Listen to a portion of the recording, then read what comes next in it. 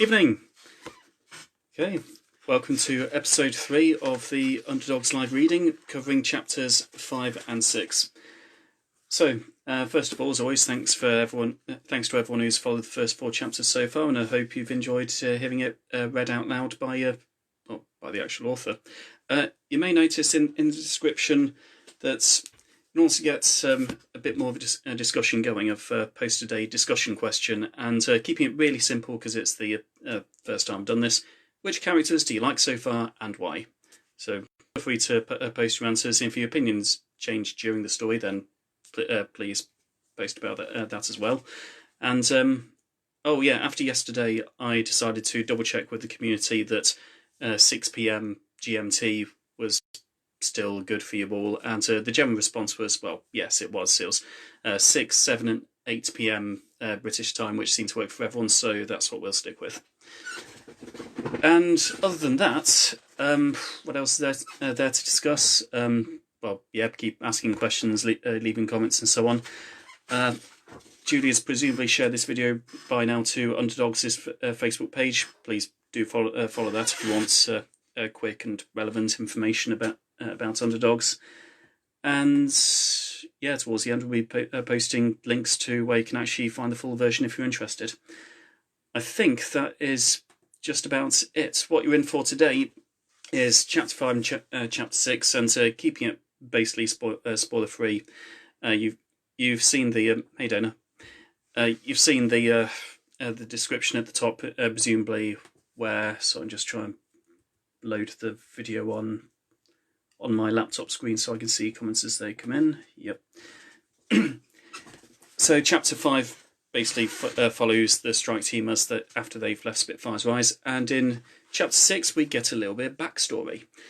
Now it's always a bit tricky writing backstory because everyone loves to write backstory, but it's so rare that anyone does it well, because by its very nature backstory just stops the story in its tracks. So in my experience it's best to try writing backstory in a way that directly impacts what's going on right there, right then, like bringing the past into the present rather than just saying, right, everyone stop, let's go into the past. I mean, to be fair, it works in some stories, but I prefer to keep it as part of the current action. And so I'll leave it to you to judge whether I've actually done that well in chapter 6. But first off, chapter 5, we've got 31 people, which is pretty cool. What does my shirt say? This is mirror imaged. It says, "This is my human costume. I'm really an Ankylosaurus," which, if I may say so, is an awesome shirt. It's was it Christmas or birthday? I think it was a Christmas present from Julie, which is really nice. And full disclosure, I've been wearing the same clothes for about 4 days running because, well, it's not like I've got anyone to impress. I'm just here at home. But I thought, for the sake of the internet, I will actually show some kind of evidence that I'm looking after my general hygiene. Anyway, after that bit too much information, let's begin chapter 5. So the Underdogs have just left Spitfire's Rise at the end of chapter 4. The plan is to go to Sandridge, which is where the first chapter took place, find Keith Tyler's body, get this mystery tool that Shannon has said is there, but hasn't really specified what it is. But whatever it is, it's a tool to shut down the clone factory and destroy it. Kate had never pictured a post-apocalyptic Britain looking like this. In all the films she had seen, the world was filled with toxic wastelands, barren landscapes, grassless hills, and stormy horizons. But the sky above the unlit country roads showed more stars than ever, and nature had taken good care of the landscape while the humans had been away. The heart and soul of Great Britain had been well preserved, and in a way it made Kate's personal losses a little easier to bear. "Sandridge welcomes careful drivers," read the twisted road sign in the torchlight. Kate and her friends passed the Citroen attached to the sign and entered the village. They had stuck in one group this time. Clone platoons were 1,000 times likelier to be around after the night's events, and Kate had the feeling that all 5 of their weapons might be needed at once. "Repeat after me, Ewan," said Alex. We're not sleeping here, Alex, even if your little legs are tired, or whatever." "You know," said Jack, flicking his fingers, "we could sleep at the house where Tyler died. It's literally the last place anyone would think we'd hide." "Unless one of them has Asperger's too," said Charlie. Ewan lifted up a finger, and the group fell silent. Kate peered down Newton Road and shuddered at the house with the smashed window. The sight itself was enough for her thoughts to start swirling. "I'll lead the way," she said without hesitation. "Go for it." There was a lot to be said for defiance. Kate had grown up believing it was unhealthy, but like most attitudes, there was a place for it. The staff at her last mainstream school had been the opposite of Oakenfold. They did not appreciate her, they did not understand her, and they had not believed her. In the end, she didn't enter special education because of her autism. She was just bullied out of mainstream by both students and staff. The most important moment of her life had been a panic attack. Sometime during the 8-month wait for her new school placement, she had seen the old school bus out of her bedroom window, and then bang, her mind was gone. Later that afternoon, from underneath the covers of her overused bed, she had come to realise how much she hated her anxiety. Her anxiety, and not herself. It had been the moment she had decided to stop hating the person she truly was, rather than the tiny part of her that often took over the rest of her personality. From that day on, she had confronted her fears wherever she found them. Her anxiety remained, but its grip wasn't quite as tight. Thanks to her defiance in the face of mental health problems, it had been less difficult to start at Oakenfold. But even without the improvements to her life, she would have done it just for the satisfaction of kicking her anxiety in the balls. That right there is why Kate is one of my favourite characters, and if anyone does have an idea of what characters they like already, that is tonight's discussion question, so feel free to post in the comments. Even if you're not watching this live, because I do check the comments later, just tell me who the characters that you currently like are. Maybe interesting to see how they change as the book goes on. As they approached the front door, Ewan held up a fist. With everyone frozen behind him, he pointed to the shards of glass outside the smashed window. "The knife's gone," he whispered. The one with the clone blood on it." "Not a good sign," said Charlie. Ewan headed for the side alley. By the time Kate had joined him at the far end, he was ranting under his breath and thumping a closed fist against the brick wall. "Let me guess," muttered Alex. Kate poked her head around the corner into the empty garden, and her heart vanished from inside her chest. Keith Tyler's body was gone. His blood splatters remained across the grass, and nothing else. "They must have tracked his phone here when he didn't check in," Ewan snarled. "He'll be back in New London for some kind of autopsy. They took his backpack too." "Shame," said Alex. "Now we'll never know whether Stabby McStabface was telling the truth." Kate took a close look at Ewan. As tricky as most people were to read, Ewan was transparent. Even to Kate, it was obvious he had no idea what to do. But he still wore his calculation face, mulling over his options with his forehead pressed against the wall. "For what it's worth," said Jack, "if we start heading home now, we might be back by 2. Most of you stay up that late anyway." "Seriously?" asked Charlie. "I don't know how far it is from here, but I've done it 3 times tonight. You really want a 4th trip without a few hours' sleep?" "You need a very good reason to sleep in the countryside tonight," answered Jack. "See that empty spot on the grass? The bit where Tyler's body used to be? Proof positive. Clones have been around." "Well, we could go home tonight, but only if Ewan goes back on the no cars rule. Driving a vehicle towards our secret base with the engine making the loudest noise in Hertfordshire. No, Charlie, we're not going back on the no cars rule." Kate rolled her eyes at the boys, and then took a sharp intake of breath, anxious about being seen doing so. She threw out some words as a distraction. "We could have a vote," she offered, "between sleeping here or going home. There are 5 of us, which is an odd number, so..." Ewan pulled himself away from the brick wall, and spoke in the softest voice he could manage in his angered state. "None of you are asking the big question," he said. "You're talking about whether to go home tonight or go home tomorrow. There's a 3rd option." "Wait," Kate thought. "Is he seriously suggesting—" "I'm not giving up on New London yet," he finished. "We've got equipment, we've got ammunition, and we're halfway there already. Let's find another village and see how we feel in the morning." Kate opened her mouth, but no words came out. Ewan did not wait for others to express an opinion. Before any of them could form a sentence, Ewan was back on Newton Road and expecting to be followed. "He's headstrong and driven, that's for sure," Kate thought, "even when he doesn't know where he's going." Every time the Underdogs occupied a new shelter, Kate felt more like an intruder than a soldier. Once upon a time, the house in front of her had meant the world to someone. Perhaps they were still alive in New London. The last 11 months had taken their toll on the house. The ivy across the walls had penetrated the brick, the windows were dusty on the inside, and the paint on the front door no longer showed any particular colour.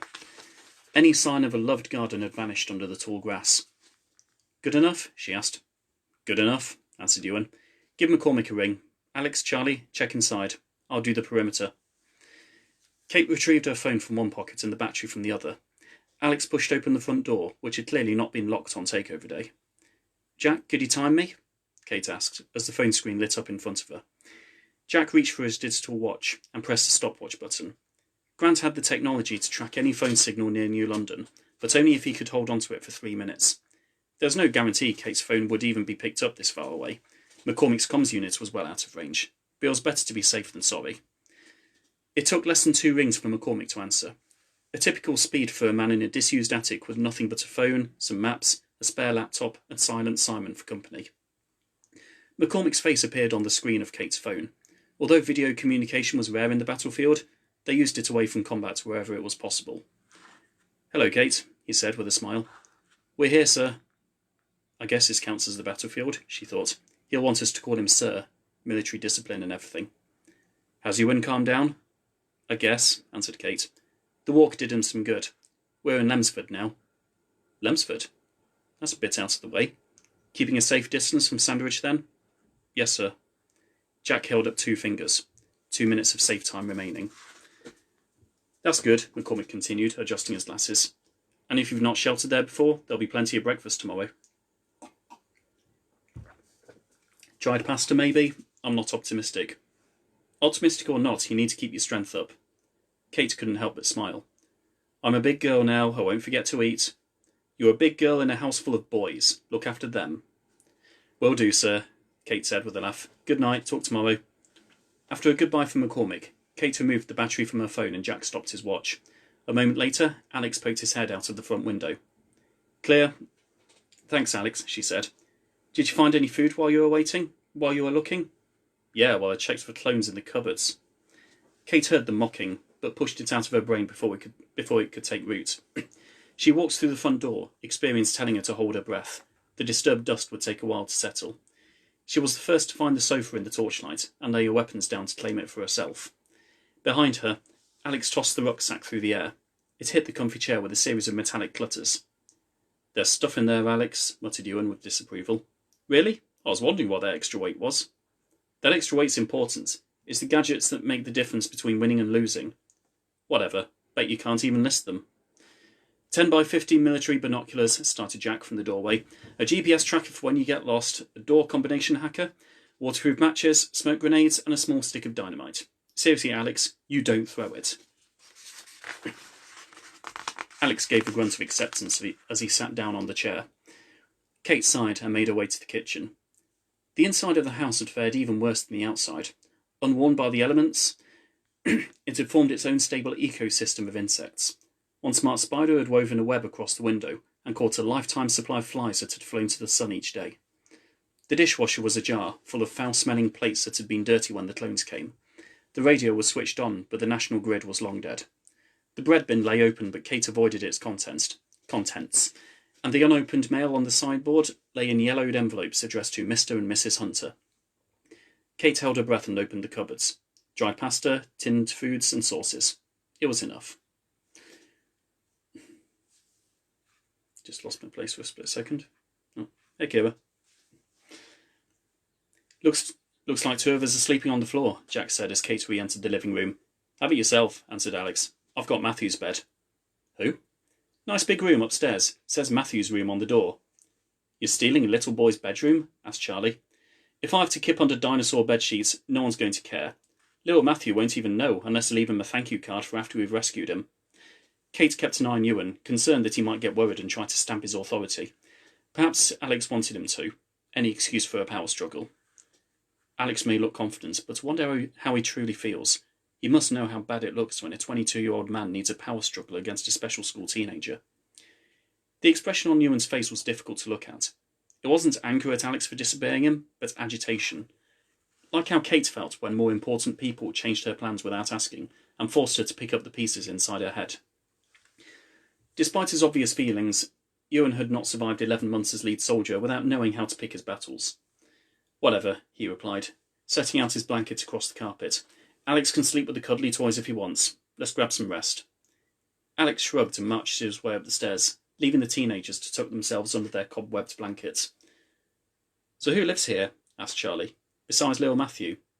Her mum and dad going by the mail? Kate answered. Michael and Dawn Hunter.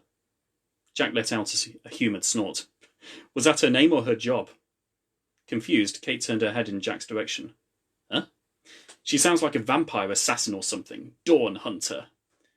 The group looked amongst themselves to check whether anyone else found it funny. Jack, started Ewan, has anyone ever told you you're really weird? Only my psychiatrist. Give him a break, guys, said Charlie. We've known for a long time Jack's not normal. Normal, thought Ewan. Careful with that word, Charlie. I'm not even sure Jack's at peace with his Asperger's yet. Well, at least my name's normal, Jack said. Dawn Hunter clearly loved her husband if she married into that name. Without her permission, Kate's thoughts turned to Raj back at home. Wait, interrupted Charlie. Was that Jack claiming to know about love?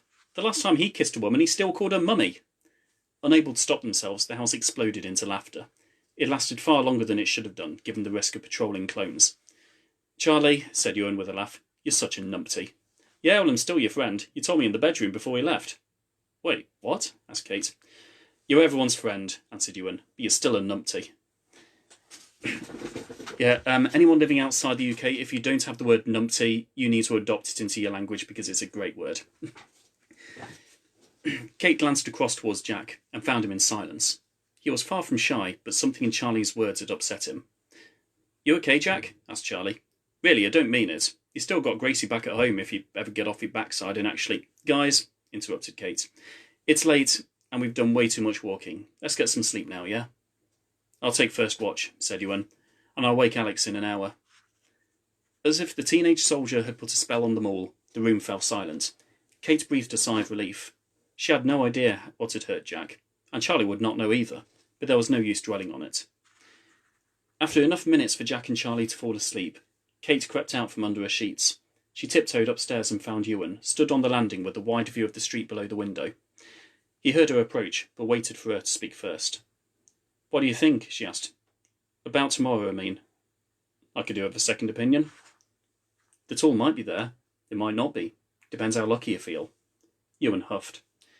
It's never luck, Kate. Luck doesn't exist. Kate paused. She had heard Ewan make that point before, but had never understood it. Her confusion must have been obvious, as he gave an explanation. Yep, at least one other person loves the word numpty. High five, Beth. Just because something's beyond your control doesn't mean it's luck, he continued. Even when you roll the dice, the result depends on how hard you rolled it, what surface it lands on, and a bunch of other things. Luck doesn't exist, but people blame it all the time. I've seen a ton of people make crap choices, then blame luck or fate or whatever. It's their way of holding something else responsible when they make bad judgments and the universe answers them. Kate nodded. It was, as one of her uncles used to phrase it, a very autistic explanation, loaded with uncompromising logic and disconnected from how most people thought. That uncle had never recognised that not all autistic people shared the same superlogical mindset. There were huge differences between Ewan's and Kate's autism, with Kate more impacted by sensory issues, struggling with society's social rules, and spending her life masking her true personality. Unsurprisingly, that side of her family had never believed in Kate's autism, as if her neurology cared what they had believed. So, Ewan finished, leaving luck and fate out of it, should we go to New London or go home? Kate held her breath for a moment, wondering whether she would one day regret her words. I think we should go to New London. I think Shannon's tool is waiting there. You don't think they'd have destroyed it? They don't even know what it is. Shannon said so herself. They'll have found it in Tyler's backpack and put it in an evidence locker or something for investigation. Ewan took another glance over the distant fields and took a deep breath. And you believe her? You don't think she's some kind of spy like Charlie said? I know trauma, Ewan. I know how it changes people's judgments. Shannon's not evil. She's scared. She's hiding something. Of course she is. But would you spill your secrets after one night? Oh, yeah. If you have any theories as to who Shannon is or where she came from, so on, not sure if I want you to leave it on the... Yeah, you know what? Go on. Leave it in the comments, because I'm wondering how many people might work it out. Ewan didn't answer. And if it makes this conversation easier, she continued, I know you've already made up your mind. Ewan took his eyes away from the window and looked vaguely in Kate's direction. Still no words. You're not the kind of person to sleep on any decision, she finished. You decided to go all the way before we even got here. You just needed time to think of an excuse. So is my second opinion good enough? Ewan smiled. I'll phone McCormick in the morning, he said, and ask him to check our maps for an evidence locker. Hopefully he'll get something out of Shannon. He turned to face the window again and let out a sigh. Whoever she is. Okay, pausing at the end of chapter 5.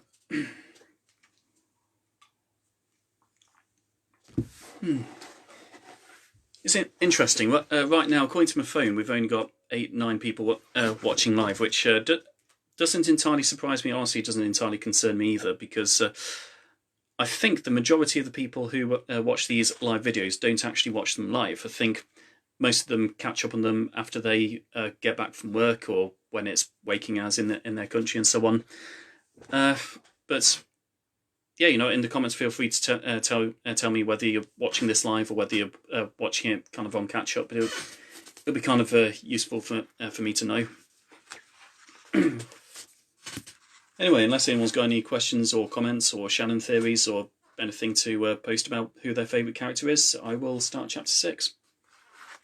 Oh, and thank you, Sarah. Really glad you left that comment. I appreciate that. And thanks to Julie, who's just posted the link to Underdogs' Facebook page. Yeah, please do follow that if you have even the vaguest bit of interest in the Underdog series. Oh, by the way, if you've got any questions about the sequel, which is a month and a bit away from coming out, then please do post those as well, and I'd very happily answer them spoiler-free. So, chapter 6. You haven't seen much of Raj yet, but well, I do like it. Well, I like all the Underdogs, but Raj, for those who need a quick memory jog, is the dyslexic teenager from yesterday. Very clever in terms of thinking, a bit overconfident as well.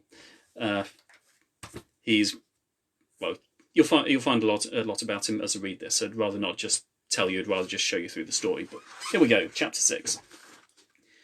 Raj could sense that his bedroom door had opened, but his tired brain tried to ignore it. It wasn't until he heard the flick of the light switch, and the disappointed huff when no light emerged, that he realised he needed to wake up. No lights, he muttered towards the figure at the door. It's the night of dead, remember? Dead of night, I mean. Raj opened his eyes so he could roll them. His word retrieval issue was a dyslexia trait that almost never appeared these days, after years of him fighting against it. Still, it resurfaced when he was exhausted. Thankfully, the only witness had been the least judgmental person in Spitfire's rise. Raj? Came a voice that must have belonged to Thomas. What? T-Rex? Is that you? As if he had been given permission to enter, the child walked right over to Raj's bed and sat himself down on the covers. You all right, kid? Raj asked, little more than halfway back to his senses. Why aren't the lights working? The generator goes off at 10, remember? Oh, best just left a comment. Push first. Oh, brilliant, thank you. Well, 8 tonight. The generator goes off at 8 tonight, Raj thought. Lazy Gracie abandoned the generator room the first moment she could. You've not met Gracie yet, but you will. Jack only left her in charge because he likes her. Raj could not see the boy's face, but he prided himself on his ability to read others through any one of his senses. It was just one advantage of being an extreme visual spatial learner, and he detected worry in Thomas's voice.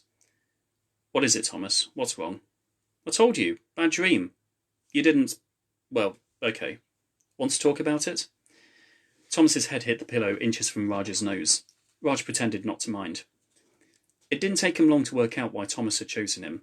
With most of the underdogs out in the countryside, the boy's list of shoulders to cry on was reduced to 4, and the other 3 were unsuitable. Lorraine would have been perfect if she weren't in the clinic with her patient. Gracie wouldn't have too much to offer in terms of advice. She had grown up as something of a chameleon, taking other people's instructions on what kind of person she was supposed to be.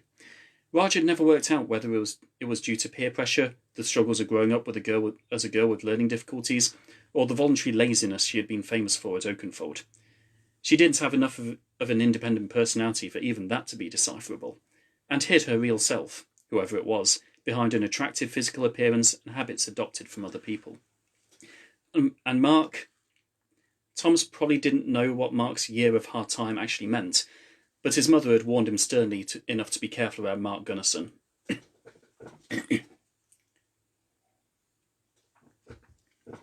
Besides, Raj and Thomas were spending more time together these days, mainly because the boy never left Kate alone. You know, Raj said, I've had bad dreams too, but the human brain's a weird and special thing. It comes up with some strange... I thought you guys hated the word special. Well, but you hate the word normal too. None of you like it when people want you to be normal, but you don't like being called special either. It's like you don't know what you want. Ugh, we want respect, basically. Raj did his best to yawn himself awake. Being the only 15-year-old on Earth to lead weekly worship services, he could normally wield words like an edged weapon. But it wasn't so easy in the dead of night. 2 a.m, according to Thomas's glow-in-the-dark watch.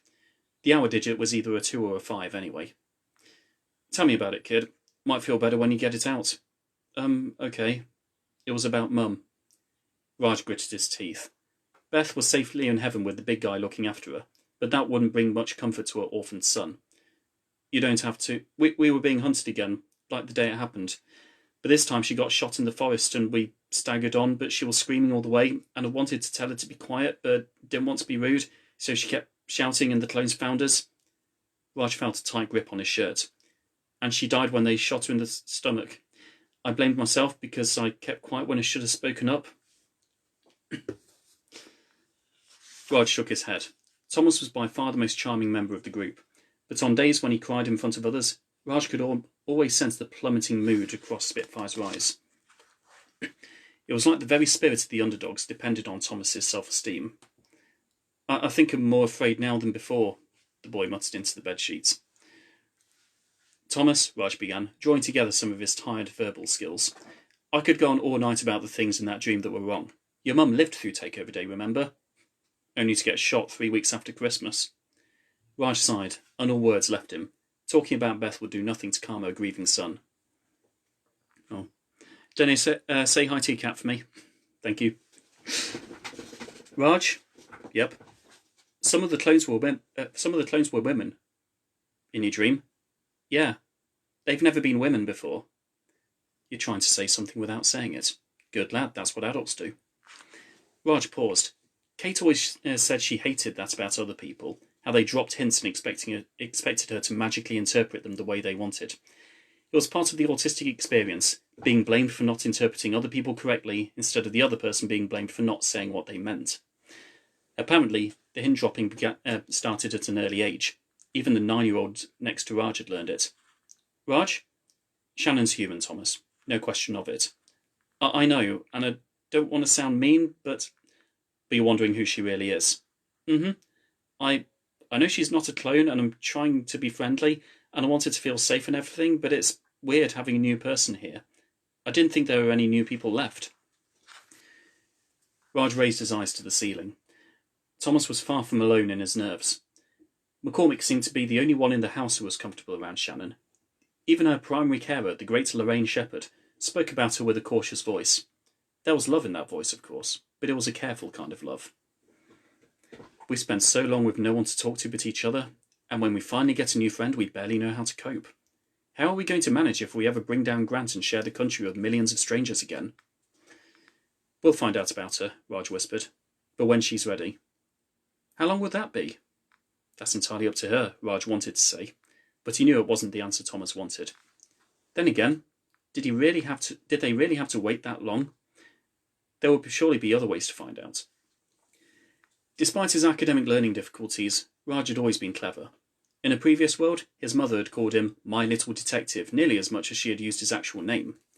Raj's proudest moment in primary school as the one illiterate boy in a class of regular children had been when his teacher asked his class a riddle. I'm going to pause after reading this to see if anyone else can work this out. Had asked his class a riddle. A hairdresser says she would rather cut the hair of 10 Welsh men than 1 English woman. Why? The rest of his class had given very childlike answers, asking whether Welsh people had longer hair or whether the hairdresser was sexist or even racist. I'm going to pause right there. A hairdresser says that they'd rather cut the hair of 10 Welsh men than 1 English woman. Any ideas why? I'll just take a drink. Type a note on the laptop as something that I don't want to forget. Okay, I'm going to carry on reading now. So, hairdresser says she would rather cut the hair of 10 Welsh men than one English woman. Why? Raj had wowed the whole room by raising his hand and telling the class that the hairdresser would simply make 10 times as much money. He got Star of the Week for that, but the answer was blatantly obvious when you removed the distractions and saw the problem in black and white. That was dyslexia to Raj. Not being clever enough at the correct topics, but being brilliant when things were on his terms. And his deductive skills could come in useful when learning about Shannon. "You know what, T-Rex?" he said. "You've inspired me. I'm going to investigate." "How?" "However I can. Give me the rest of the night and I'll come up with some ideas. You okay to go back to bed now?" "I think so." "Great," said Raj, rolling out from the covers and heading for the bedroom door.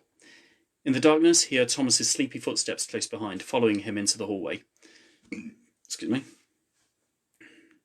Somewhere between the two bedroom doors, Raj was hit by a thought.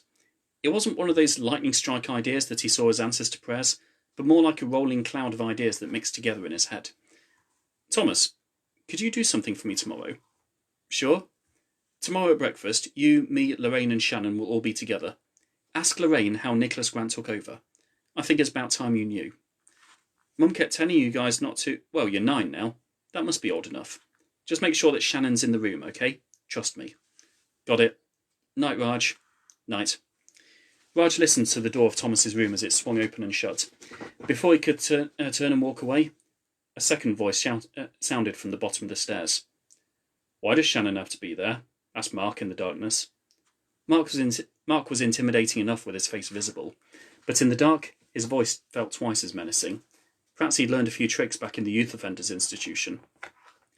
Everything about Mark Gunnison reminded Raj of a block of ice, not just because he was cold and unpleasant, but also because of his solidity and resilience. He had the translucence of an ice cube, not exactly clear but hardly complicated. It would take a pickaxe or something to cause him any real damage, but he avoided other people's warmth as if it would slowly kill him. Raj didn't want to get any closer to Mark, but he had to descend the stairs to avoid being heard in the clinic. "It's just an idea I got," he said. "We need to find out who Shannon is, and I'd rather not wait." "So you're going to be a detective or something?" asked Mark with a short, mocking laugh. "I'm pretty good at thinking, thanks," Raj thought. "They just put me in Oakenfold because I couldn't get my thoughts down in writing. I'm only stupid on paper." "Well, what do you think?" Raj asked. "An impossible girl appears in the Hertfordshire countryside, carrying nothing but a knife covered in clone blood and a list of our names. She's run for miles without shoes, Keith Tyler was obsessed with her, and all we know is her name. How do you find out who she really is?" "You ask her." "And that's why I'm the one playing detective. Mark, I've got another idea. Want to help me?" "Not really." "Well, McCormick may have taken the notes in her pockets, but maybe he didn't find everything. The investigation begins tomorrow." And thanks, Dana. I have to admit, I was kind of pleased with that description as well. Okay. Green beans for breakfast. It wasn't enough for a 15-year-old, but they were fresh from the farm that morning. And that was a luxury the New London prisoners couldn't possibly have had. Raj glanced to his right. Thomas was sitting next to them, awaiting his cue. "I told you to look natural. Lorraine can see right through you. Ask because you're curious, not because I told you to." Raj looked around the kitchen and found everyone present. Gracie, the lazy chameleon, was munching her beans as if they were a disgusting flavoured chewing gum. Mark was slouched on a wooden chair, a typically frosty expression on his face, chugging a second mug of something. Lorraine was doing her dishes, and Shannon was standing in the corner, refusing to sit down. In case she needs to run, I imagine. A night's sleep seemed to have done Shannon some good, although Raj doubted she had slept.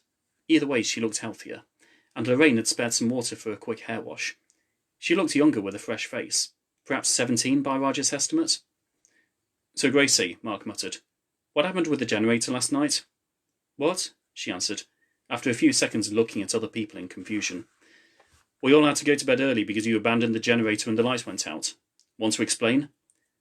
An argument between Mark and Gracie was like a fight between a wolf and a rabbit. Mark was well versed in putting together an argument and totally unafraid of being aggressive, while Gracie had neither the wits nor the courage to fight back. Nonetheless, she scrambled a sentence together. "Jack told me I could leave it early and no one would mind." It was a lie. Raj could tell by the mismatch between her tone of voice and her facial expression. The seeds had been sown for an argument. Mark was preparing his response. Lorraine turned her head away from the sink, ready to leap in and tell him to stop picking on Gracie. Mark's reaction to that would be predictable. It was so obvious that even Thomas recognised it as a good time to change the subject. "Lorraine?" Thomas asked, stretching out that last syllable like only a child could. "Yes?" "How did they take over?" The dishes paused in Lorraine's hands. Mark and Gracie looked in his direction, the brewing argument already dismissed. "Grant's people?" "Yeah. I kept asking, but she never answered. But it's like, one day everything was fine and suddenly this army of clones took over. They couldn't have done it in one day, so what happened?" Raj bit his lip and wondered whether Beth's soul would be angry. "I'm using him, Beth, I know, but for the right reasons." Besides, he thought, Beth's overprotectiveness had stopped Thomas from learning a crucial part of British history. If you didn't put your trust in children, they wouldn't grow up to be trustworthy. Raj's glance shot over to Shannon. There was already a little hatred in her eyes. "Hate more than fear. That's interesting." "You're sure you want to know?" asked Lorraine. "Yeah?" Lorraine laid down her dishes and took a deep breath. "They made it look like it happened in one day," she started, "but the clones must have existed long before Takeover Day. Grant was the head of a company called Marshall Pierce Solutions." "Marshall Pierce sounds like a person." "It was named after the two men who started it. They're probably living in luxury on Floor A right now. Anyway, Marshall Pierce was a private defense contractor." "A what?" "Think of them as mercenaries. Sorry, think of it as a private army." "So they were mercenaries?" "You know that word." "Well," answered Lorraine, her fingers clutched against the worktop in thinly disguised anger. "That's what people thought of them. At first, the government used them to send anti-riot squads to public protests. Before long, they had them guarding the Houses of Parliament, helping the armed forces, taking on top-secret missions, and so on." Raj looked at Shannon. Her face did not move, but it was like she was trying not to move it. "Isn't that what the army's for?" asked Thomas. "We were fighting two wars at the time, but with these handy people, it was easier for the government to get jobs done. Besides," Mark interrupted without apology, "the government always looked bad if British soldiers died in combat, but there'd be no headlines if Marshall Pierce employees got killed." Thomas looked confused by the idea of shifting blame. Gracie looked confused too, but only in her regular way. "Before long," Lorraine continued, "Marshall Pierce were almost a division of the army, and that's when Grant got clever." "What did he do?" Thomas asked. His voice was tinged with worried curiosity, as if he were lifting the lid from Pandora's box. "He asked the Prime Minister to fund his scientific research. He told them it would be passed on to the British Army for their use, and maybe they even believed it." Shannon's a human statue, but the hate in her eyes is alive and active. She can't even hear his name without getting angry. Grant's done more to her than to us. "So Grant had government money coming out his ears," Lorraine continued, her concerns about oversharing long forgotten. "And nearly as many weapons as the actual army. We depended on them so much that we couldn't afford to say no.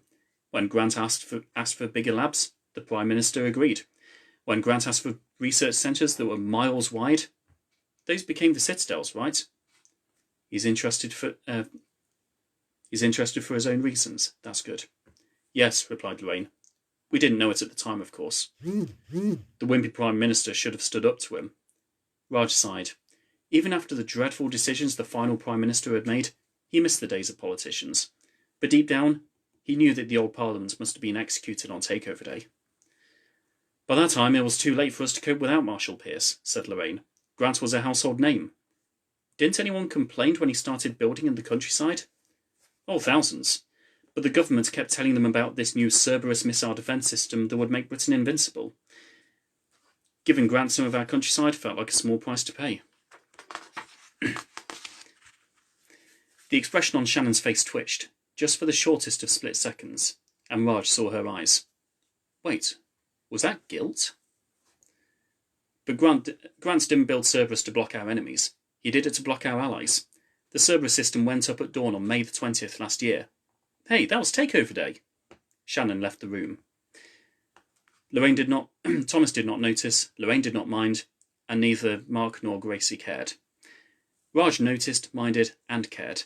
He stood up and started to walk. "Grant didn't waste any time," said Lorraine's fading voice behind him. "That morning, everyone discovered where all that funding had really gone. Clones, millions of them, They poured out of those 10-mile-wide research centres and raided our cities, towns and villages. Raj could not see Shannon anywhere. She moved pretty fast when she wanted to, but the conversation had triggered a couple of theories in his mind. She was definitely one of Grant's victims rather than one of his friends. But despite her silence, there was aggression.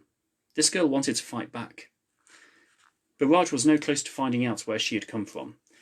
He headed towards the bathroom where the washing had been hung out to dry. Shannon's clothes stood out as the only unfamiliar ones. Raj recognised all the others from 11 months of sharing them, and watching them switch from underdog to underdog as their original owners had died. Raj knelt down next to Shannon's clothes and poked around. Her pockets may have been emptied, but the fabric could still tell a story. There was little difference between Shannon's clothes and everyone else's. They were dirty enough to have been worn for consecutive days. That popped one of Raj's theories.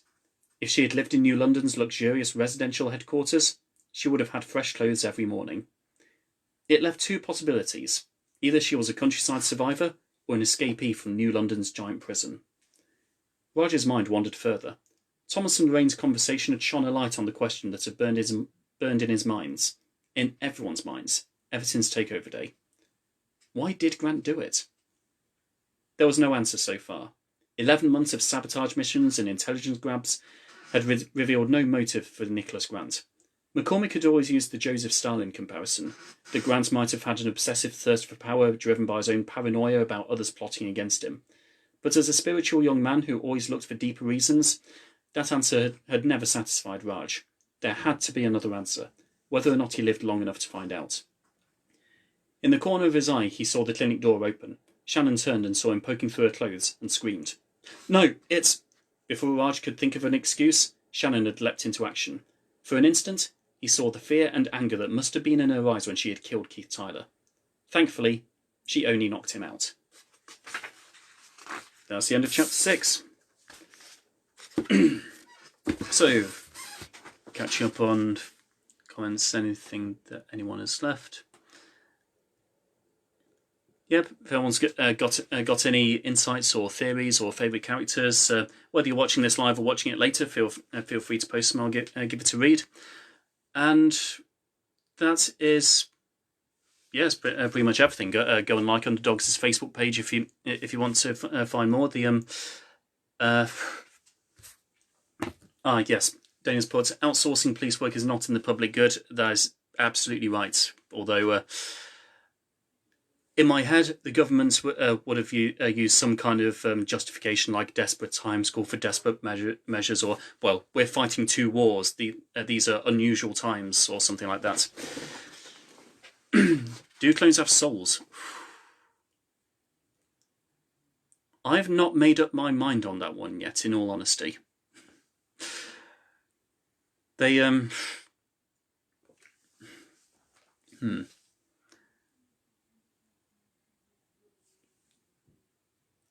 I don't know, and honestly, I'm going to leave that one to. I think there are some things that I don't think the author of a series should just tell the followers. I think that there are some things that should be up to the reader to decide that don't have a specific answer from the person who wrote it. I think that might be a unfair use of author power or something.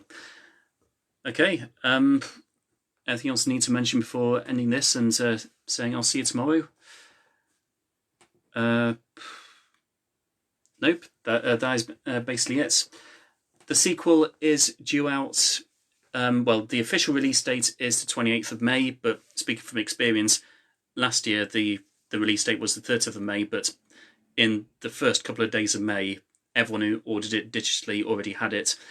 Everyone who ordered it physically had it a few days after that. And really, the official release date is not as important as some people make it sound. It's basically just a marker for, like, financially when the start of the book is or something. Practically speaking, if you pre-order Underdogs 2, you're likely to just get it at the beginning of May. Okay, so... that's a good point. I haven't actually said who my favourite characters are. It depends which book you're talking about. I will answer pretending that I've not read anything beyond chapter 6. Jack and McCormick are by far my 2 favourite characters. Jack, I promise I didn't write him to be so similar to me. He just has lots of common traits with me, kind of by accident, but also some of my own personal life experiences did end up with him. And also, I remember about 10 years ago when I wrote the first draft of, well, it was called Gorillas at the time rather than Underdogs, but McCormick was he was the kind of man who I wanted to be in 40 years' time, which has now become 30 years' time. But it's weird. People say that characters are influenced by the people who the author knows, but just occasionally it happens the other way around. Sometimes you end up being influenced by your characters. I'm much more McCormick-like now than I was 10 years ago, and I think my own fictional characters kind of made it happen. Beyond that, I like Ewan. I think third place would go to Kate. Joint fourth, fifth place would be between Ewan and Charlie. As the story goes on, I come to like Shannon more, and I'm not going to tell you who I like as the series goes on, because that kind of gives away who survives the original. But yeah, that's my answer. Sorry you can't join us live tomorrow, Beth. Unfortunately, well, one advantage about this, I've got quite a few people asking, will I be able to watch it later? Does it have to be live? And the answer is, well, no, it doesn't have to be live. Right now, there are only 12 people watching this live. And like I said, at some point in the middle of this, most of the people watching this won't be watching it live.